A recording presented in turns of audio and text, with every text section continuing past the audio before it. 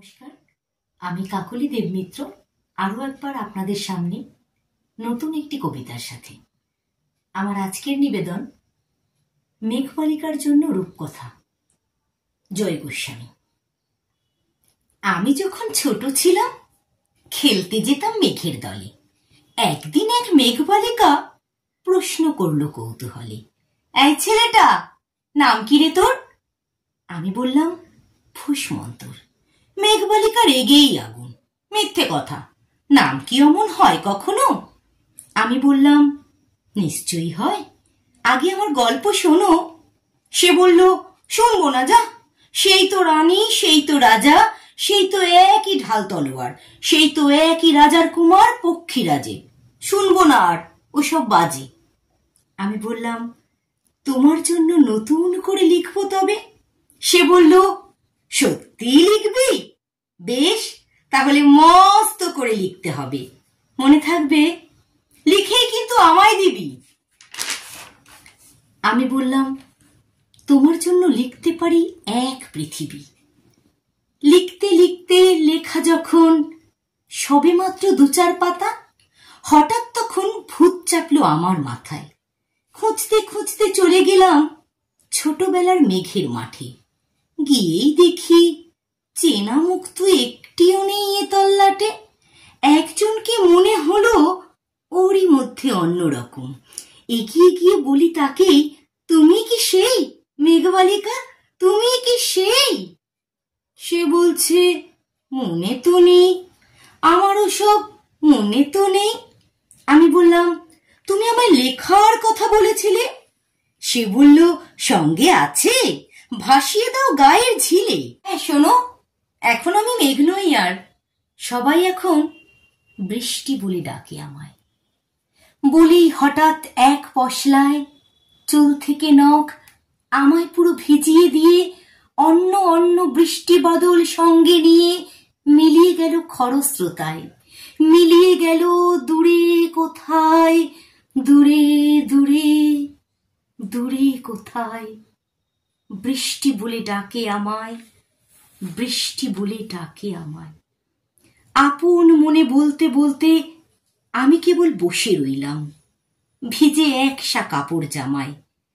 গাছের তলায় বসে রইলাম, বৃষ্টি নাকি মেঘের জন্য। এমন সময় অন্য একটি বৃষ্টি আমায় চিনতে পেরে বলল, তাতে মন খারাপের কি হয়েছে, যাও ফিরে যাও, লেখো আবার। এখন পুরো বর্ষা চলছে, তাই আমরা সবাই এখন নানান দেশে ভীষণ ব্যস্ত। তুমিও যাও, মন দাওগে তোমার কাজে। বর্ষা থেকে ফিরে আমরা নিজেই যাব তোমার কাছে। এক পৃথিবী লিখবো আমি, এক পৃথিবী লিখবো বলে ঘর ছেড়ে সেই বেরিয়ে গেলাম। ঘর ছেড়ে সেই ঘর বাঁধলাম গহন বনে, সঙ্গী শুধু কাগজ কলম। একাই থাকবো, একাই দুটো ফুটিয়ে খাবো 2-1 মুঠো ধুলোবালি। যখন যারা আসবে মনে তাদের লিখবো, লিখেই যাব। এক পৃথিবীর 100 রকম স্বপ্ন দেখার সাধ্য থাকবে যেরূপ কথার, সেরূপ কথা আমার একার। ঘাড় গুঁজে দিন লিখতে লিখতে, ঘাড় গুঁজে রাত লিখতে লিখতে, মুছেছে দিন, মুছেছে রাত। যখন আমার লেখবার হাত অসাড় হলো, মনে হলো সাল কি তারিখ, বছর কি মাস, সেসব হিসেব আর ধরিনি। লেখার দিকে তাকিয়ে দেখি এক পৃথিবী লিখবো বলে একটা খাতাও শেষ করিনি। সঙ্গে সঙ্গে ঝমঝমিয়ে বৃষ্টি এলো খাতার উপর, আজীবনের লেখার উপর। বৃষ্টি এলো এই অরণ্যে, বাইরে তখন গাছের নিচে নাচছে ময়ূর আনন্দিত। এ গাছ ও গাছ উড়ছে পাখি, বলছে পাখি এই অরণ্যে কবির জন্য আমরা থাকি। বলছে ওরা কবির জন্য আমরা কোথাও, আমরা কোথাও, আমরা কোথাও হার মানিনি। কবি তখন কুটির থেকে তাকিয়ে আছে অনেক দূরে, বনের পরে, মাঠের পরে, নদীর পরে, সেই যেখানে সারা জীবন বৃষ্টি পড়ে, সেই যেখানে কেউ যায়নি, কেউ যায় না কোনো দিনই।